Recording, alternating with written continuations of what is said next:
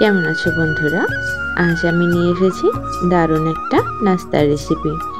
শীত তো প্রায় শেষের পথে, আর ফুলকপিও শেষের পথে এখন, তাই ভাবলাম যে ফুলকপি দিয়ে কোনো কিছু একটা করা যাক। যেই ভাবা সেই কাজ। অর্ধেকের একটু বেশি ফুলকপি নিয়েছি। ফুলকপিটা আমি গ্রেটার দিয়ে গ্রেট করে নিয়েছি, দেখতেই পাচ্ছেন। আপনারা চাইলে ছোট ছোট করে কুচি করে নিতে পারেন। গ্রেট করা ফুলকপিটা আমি রেখে দিয়েছি। আর এই দিকে একটা পাত্রে সামান্য পরিমাণ আমি আটা নিয়েছি, দিচ্ছি সামান্য পরিমাণ লবণ, আর 1 চামচ পরিমাণ দিচ্ছি চিনি, আর দিয়ে দিচ্ছি সামান্য পরিমাণ তেল। দেওয়ার পরে আমি এটা খুব ভালো করে মিশিয়ে নিচ্ছি, সব কিছুর সঙ্গে সবগুলো মিশিয়ে নিচ্ছি। এরপরে অল্প অল্প করে জল দিয়ে আমি একটা ডো করে নেব। ডোটা আমরা যেরকম লুচির ডো করি সেরকমই হবে। এভাবে অল্প অল্প করে জল দিয়ে আমি ডো করে নিব। তাহলে হবে কি, জল বেশি হওয়ার ভয় থাকে না।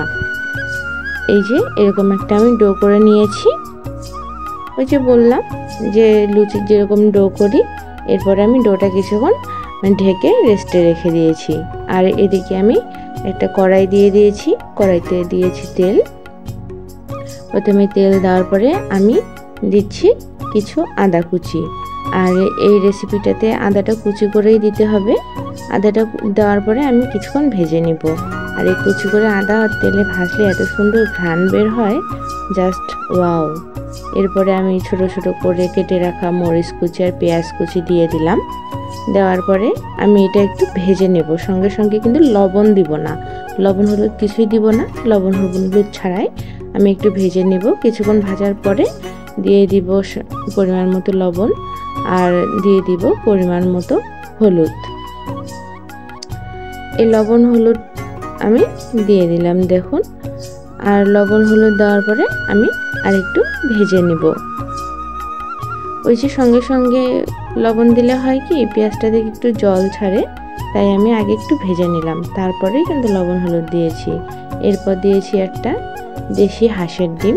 আপনারা চাইলে যে কোনো ডিম দিতে পারেন। আর এই রেসিপিটাতে কিন্তু ডিম দেওয়াটা কিন্তু অবশ্যই দরকার আছে। আর এরপর দিয়ে দিলাম আমি, দেখুন, ওই যে গ্রেট করে রাখা ফুলকপিটা। ফুলকপিটা দেওয়ার পরে আমি কিন্তু এখানে জল দিব না, আস্তে আস্তে করে ফুলকপিটা নেড়ে নেড়ে ভেজে নেব। জল দেওয়ার কোনোই দরকার নেই, একটু ধৈর্য নিয়ে ভাজতে হবে। আস্তে আস্তে দেখবেন যে ফুলকপি থেকে জল একটু একটু করে সনসন করবে আর ভাজা হয়ে যাবে।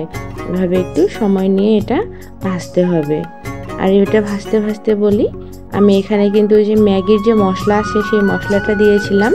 ম্যাগির মশলাটা এখানে ভিডিও করার সময় আমার কোনো কারণে স্কিপ হয়ে গেছে। এরপরে ওটা ভাজা হয়ে গেলে আমি এটা উঠিয়ে নিয়েছি। নেওয়ার পরে এখানে কড়াই বসিয়ে দিয়েছি। আর এখানে আমি কিছু ওই আটাগুলো বেলে নিয়েছি এরকম পাতলা পাতলা করে। এরপরে আমি ওই যে রুটিটা হালকা একটু সেঁকে নিচ্ছি, খুব বেশি সেঁকবো না, এপাশ ওপাশ করে হালকা সেঁকে নেব। এই যে দেখছেন, খুবই হালকা সেঁকে নিয়েছি। আর বেশি সেঁকলে কিন্তু পরে শক্ত হয়ে যাবে, তাই আমি আরেকবার দেখিয়ে দিচ্ছি। এই যে দিলাম, দেওয়ার পরে 1 মিনিটের মতো রেখে আবার পরের পাশটা উল্টে দিব। এভাবে আমি দুই পাশটায় ওই ইয়েগুলো সেঁকে নিচ্ছি, এরকম হালকা সেঁকে নেব। নেওয়ার পরে আমি, দেখুন, রুটিগুলো নিয়েছি। নেওয়ার পরে আমি ওই যে পুরটা করে রেখেছিলাম ওই পুরটা দিয়ে দিচ্ছি। আর আমি এখানে কিছু আটাও ঘুলে নিয়েছি, একটা আঠা আঠার মতো, সাইডের বাটিতে আপনারা দেখতে পাচ্ছেন। আর পুরটা একটু বেশি করে দিবেন, খেতে ভালো লাগবে। আর ম্যাগি মশলাটা অবশ্যই দিবেন। ম্যাগি মশলাটা যদি আপনাদের ঘরে না থাকে, তাহলে যেটা ঘরে মশলা থাকে সেই মশলাটাই দিয়েন। এই যে বললাম, একটা আটা, এটাও আমি আটারই একটা ঘোল করে নিয়েছি জল দিয়ে, কিছুক্ষণ রেস্টে রেখে দিয়েছিলাম। তা ও যে আঠা আঠা হয়ে গেছে। এই যে দেখুন, আমি সাইড থেকে লাগিয়ে দিচ্ছি। আপনারা এভাবে একটা করে নেবেন ডো, ওই যে আঠা আঠার মতো, তাহলে পরে পেঁচাতে সুবিধা লাগবে। দেখুন, আমি চারদিক দিয়ে ওইটা দিয়ে দিচ্ছি। দেওয়ার পরে ওইটা আমি দুই সাইড থেকে একটু ভাঁজ করে দেব। এই যে দেখুন, দুই সাইড থেকে রুটিটা আমি ভাঁজ করে দিচ্ছি। ভাঁজ করে দেওয়ার পরে এভাবে আমি পেঁচিয়ে পেঁচিয়ে নিব, সুন্দর একটা রোল শেপ দিব।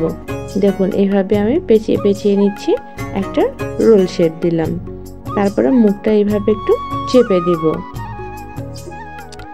এই যে দেখুন আস্তে, খুব একটা বেশি যে শক্ত করে ভাজিনি, তাই কিন্তু নরমও আছে, আর চেপে দিলেই কিন্তু সুন্দর করে চেপে যাচ্ছে। এই যে দেখুন পুরটা যাতে কোনো রকমে বেরিয়ে না থাকে সেদিকে খেয়াল রাখতে হবে। এইভাবে একটা করেছি। আর একটা দেখুন, আর একটা রুটিতে আমি ওইভাবে পুরটা দিয়ে সাইড থেকে আঠার মতো যে আটাটা রেখেছিলাম সেটা দিয়ে দিচ্ছি। আর এটাতে আমি আপনাদের দেখাচ্ছি, এটা আমি পাশ থেকে চাপিয়ে দিব না, রুটিটা সরাসরি রোলের মতো ঘুরিয়ে নিব। এই যে দেখুন এটা কিন্তু আমি সাইড থেকে রুটিটা চেপে দেইনি, এইভাবে ঘুরিয়ে নিব। এভাবেও যাবে, সেক্ষেত্রে হবে সাইডে একটুখানি বেশি আপনারা ওই যে আটার যেটা আঠা বানিয়েছি সেটা একটু বেশি দিবেন, তাহলে এইভাবে আস্তে করে চেপে দিলেই কিন্তু চেপে থেকে যাবে। এক্ষেত্রেও কিন্তু বের হবে না। আপনাদের যেটা ভালো লাগে আপনারা সেইভাবেই কিন্তু রোল শেপটা দিতে পারেন। এরপরে আমি কড়াইতে তেল দিয়ে এই যে আমি এগুলো এখন ভেজে নেব। আমি প্রথমবার একটা ভেজে নিয়েছি, কিন্তু পরের বারটা আপনাদের দেখাচ্ছি। আর আরেকটা কথা বলি, যখন একদিকে ভাজা হয়ে যাবে তারপরে আরেক দিকে উল্টে নেব। আর হ্যাঁ, আমি কেন প্রথমে একটু রুটির মতো হালকা সেঁকে নিয়েছি, এর কারণ হচ্ছে আমি যদি রুটি করে হালকা না সেঁকেই এভাবে রোল বানিয়ে ভাজতাম তাহলে হতো কি উপরটা খুব শক্ত হয়ে যেত আর নিচটা হচ্ছে একটু কাঁচা কাঁচা থাকতে পারতো, আর উপরটা খুবই বেশি শক্ত হয়ে যায়, মানে মুখের মতো ক্রিস্পি ক্রিস্পি না, খুব শক্ত হয়ে যায়। তাই হালকা একটু সেঁকে নিয়ে এইভাবে রোল শেপ দিবেন, তাহলে দেখবেন যে উপরটা অনেক মানে মুচমুচে হবে আর নিচটাও খুব সুন্দর ভালো করে হয়ে যায় আর শক্ত হয় না। এই জন্য কিন্তু একটু সেঁকে নিলাম।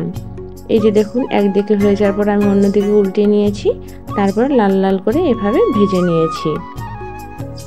সরাসরি রুটি রোল করে ভাজলে খুবই শক্ত হয় অনেক সময়, তাই আমি একটুখানি রুটিটা সেঁকে নিয়েছিলাম। আর এই যে ভেঙে দেখাচ্ছি দেখুন, উপরটা এত সুন্দর মুচমুচে আর ভেতরটাও কিন্তু বেশ নরম। ভেতরটাও এই যে দেখুন আপনারা দেখে বুঝতে পারছেন বেশ নরম, একটু শক্ত হয়নি ভেতরটা। আর এই জন্যই কিন্তু রুটিটা সেঁকে নেওয়া হয়েছে। খেতে কিন্তু এটা দারুণ হয়েছিল, ম্যাগি মশলার একটা খুব সুন্দর সেন্ট আসছিল। আর এটা হচ্ছে আমার ফাইনাল লুক। যারা আমার পেজ থেকে দেখছেন পেজটা অবশ্যই ফলো করে দিবেন, আর যারা ইউটিউব থেকে দেখছেন চ্যানেলটা অবশ্যই সাবস্ক্রাইব করে দিবেন, লাইক কমেন্ট শেয়ার করে পাশেই থাকবেন।